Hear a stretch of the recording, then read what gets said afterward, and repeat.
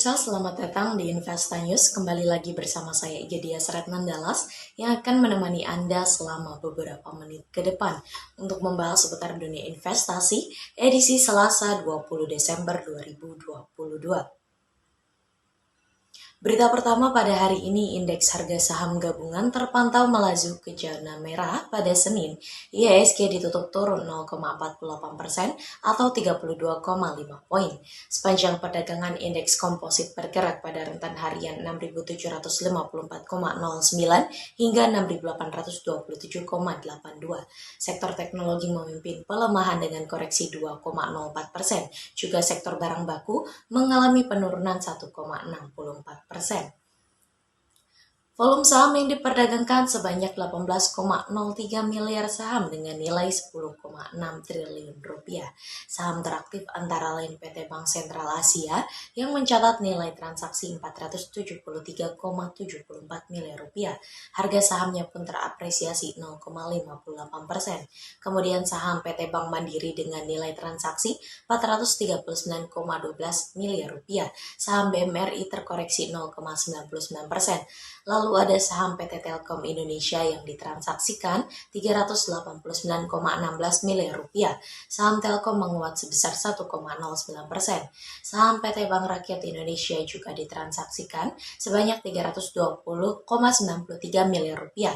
Saham turun 0,2%. Laju IHSG ke zona merah ini senada dengan indeks utama Bursa Asia yang cenderung berada di zona merah pada Senin. Bursa saham Amerika Serikat pun mengalami pelemahan pada Jumat waktu setempat. Pelaku pasar masih dalam fase kekhawatiran akan potensi resesi global pada 2023. Meningkatnya kasus COVID-19 di China dan juga keputusan Bank of Japan terkait suku bunga acuannya juga menambah kekhawatiran yang terjadi di pasar. Meski demikian, dari dalam negeri masih terdapat sentimen positif yakni kurs rupiah yang mengalami penguatan pada Senin.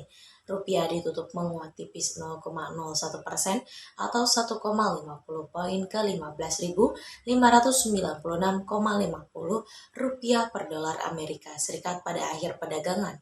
Adapun indeks dolar Amerika Serikat melemah 0,31% atau 0,33 poin.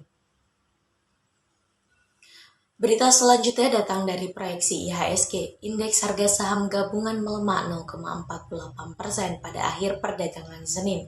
Penguatan IHSG terjadi seiring dengan aksi investor asing yang mencatatkan penjualan bersih senilai 180,05 miliar rupiah. Analis MNC Sekuritas Herditya Wicaksana mengatakan bahwa pergerakan IHSG masih dipengaruhi oleh bursa global. Selain itu, peningkatan kasus COVID-19 di China juga turut menjadi penggerak indeks saham. Herditya mengatakan IHSG pada hari ini akan bergerak dengan rentan 6.719 hingga 6.800. Support selanjutnya ada di level 6.679 dan resisten berikutnya di 6.854. Ia menyarankan investor mencermati sektor perindustrian dan kesehatan. Sedangkan analis Pintraco Sekuritas Rio Febrian memperkirakan IHSG hari ini akan bergerak fluktuatif. Secara umum, indeks saham global dan regional termasuk IHSG masih dipengaruhi oleh komentar hawkish dari sejumlah bank sentral global. Gubernur The Federal Reserve, Jerome Powell menyatakan suku bunga acuan masih dapat naik di awal 2023. Peluang penurunan suku bunga acuan kemungkinan belum akan terjadi sebelum 2024. Pandangan hawkish tersebut meningkatkan kekhawatiran pelaku pasar terhadap resiko resesi di 2023. Analis Sinarma Sekuritas Mayang Anggita menambahkan, secara teknikal IHSG juga tampak belum mampu menghadapi dynamic resistance MA10 di 6.792. Alhasil, IHSG ditutup di bawah level tersebut.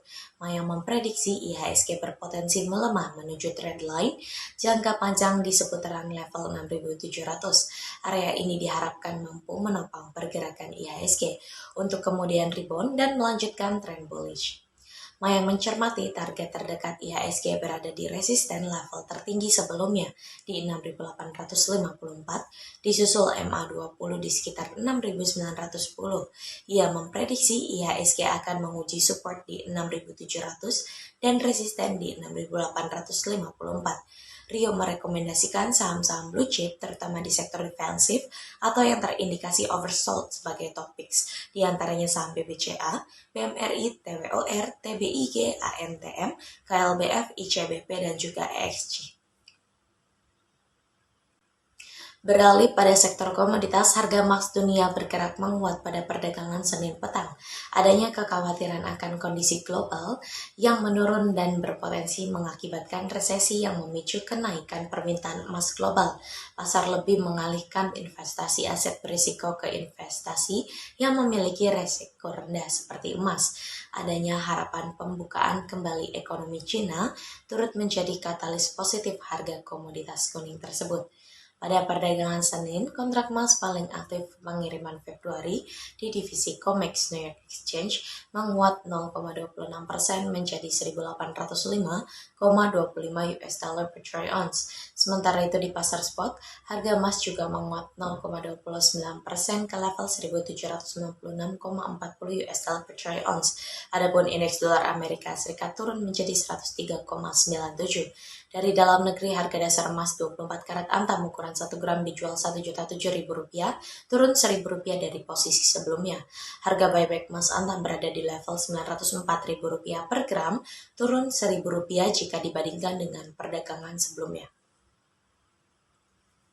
Selanjutnya pada sektor komoditas yang kedua, harga minyak mentah dunia terpantau naik pada perdagangan Senin petang. Hal itu terdorong prospek pemulihan permintaan terutama dari pelonggaran pembatasan COVID-19 di Cina. Harga minyak juga ditopang oleh keputusan Amerika Serikat untuk membeli kembali minyak untuk cadangan negaranya.